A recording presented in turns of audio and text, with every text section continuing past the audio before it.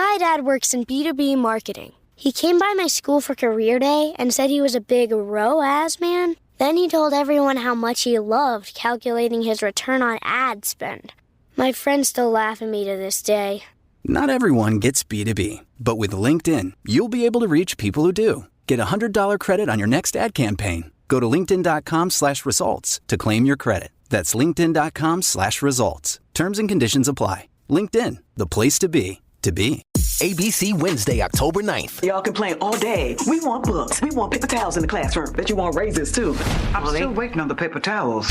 Abbott Elementary returns with a new season. We asked the district for more after-school programs. They gave us $50 for class pets instead. Critics cheer. Abbott Elementary continues to be one of the funniest and most beloved shows on TV. What y'all doing out there? Taking bribes. Proud of y'all. Abbott Elementary, season premiere Wednesday, October 9th on ABC and stream on Hulu.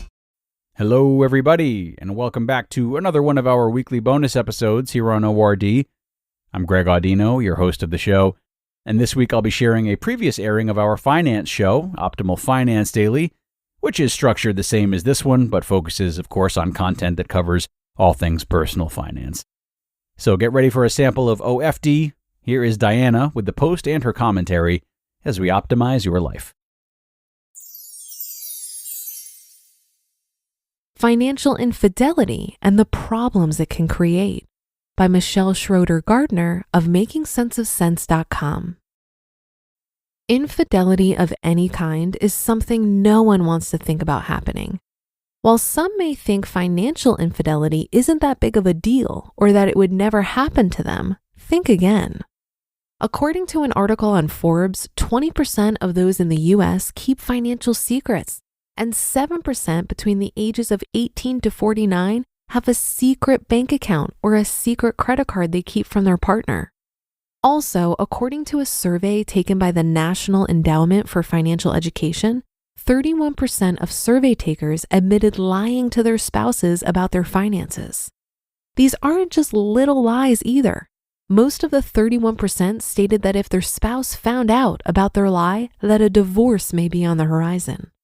Whether it's secret credit card debt, a large secret purchase such as a house or car, or something else, some relationships do experience these problems. I've heard of some finding out that their spouses had hundreds of thousands of dollars worth of debt they didn't know about, a second house they kept without the spouse knowing, and so on. The problem with financial infidelity is that it can lead to even bigger financial problems, like debt piling up beyond what's imaginable, stress, unhappiness. It may start impacting other areas in a person's life, such as work, and it may even lead to divorce. There are things you can do, though, if you don't want financial infidelity in your relationship. Here are some of the things you might want to think about when it comes to financial infidelity. Note, don't confuse this post with separate accounts. How a couple decides to manage their money is up to them, and everyone is different. Some do better with joint accounts, whereas others do better with separate accounts. What I'm referring to in this post is secret debt, money that is secretly kept from a spouse, and so on. Number 1, recognize the signs of financial infidelity.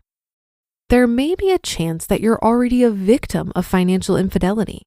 Some of the signs include: there are no more bills in the mail. This could be a sign that someone is hiding the bills. There are calls from debt collectors. These may actually be legitimate calls. Your credit cards are being rejected. This could be a sign that someone is overspending without your knowledge. And your partner no longer wants to talk about money. This could be a sign that your partner is too afraid to talk about money around you out of fear that you will uncover the truth. Number 2, the case for secret accounts. I've heard of many saying that they have secret financial accounts because they know their spouse will spend all of the money they have unless some money is kept secret from them. Their spouse may have a gambling addiction, a spending problem, a drug problem, or something else plaguing their life. While this may sound like a good step to take so that you and your spouse can save more money, it most likely is not. It's a much better idea to solve financial problems in your relationship than to come up with temporary solutions that may just lead to a bigger disaster. Finding help for your spouse, such as finding a therapist, support group, etc., instead of keeping a secret from them, is a step that may help you more in the end. Number 3, be open about money. Regularly communicating about money is an important step for every relationship. Being open about your money situation can help prevent any surprises. It will ensure that both people in a relationship are aware of what's going on, and so on.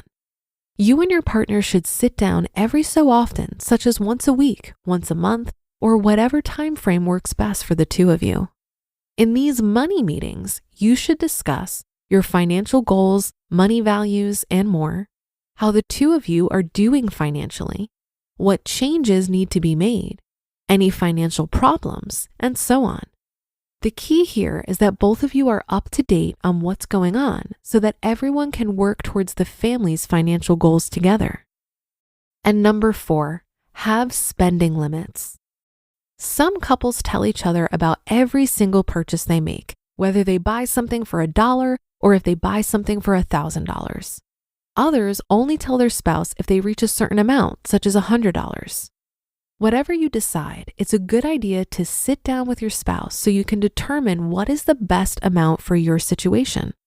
Doing this can help keep the communication lines open in your relationship so there are fewer arguments about money. You just listened to the post titled Financial Infidelity and the Problems It Can Create by Michelle Schroeder-Gardner of MakingSenseOfSense.com.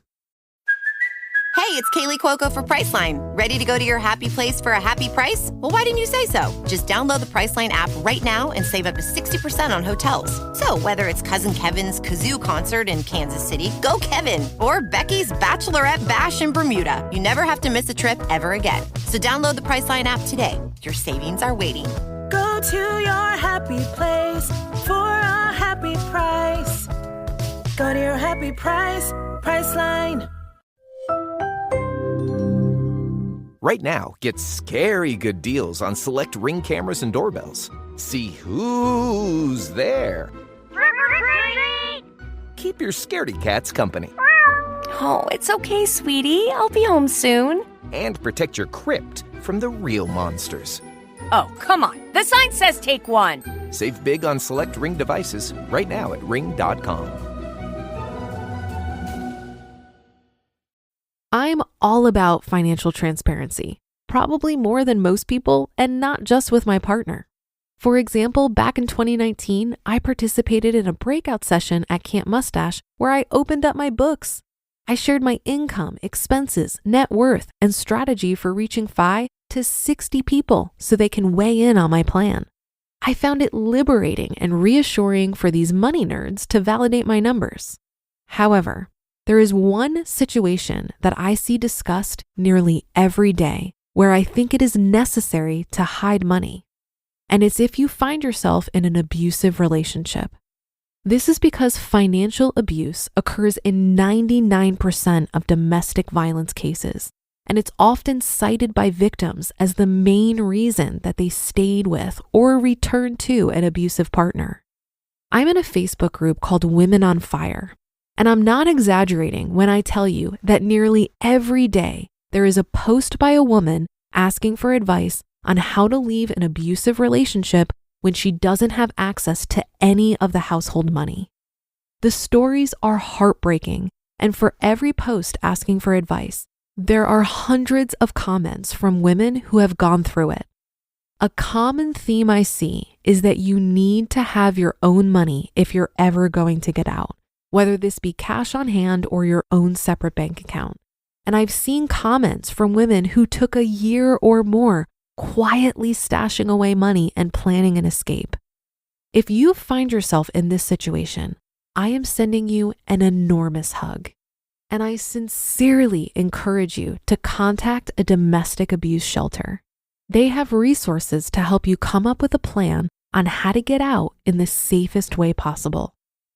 And that should do it for today. Have a happy rest of your day, and I'll see you on the Friday show tomorrow, where your optimal life awaits.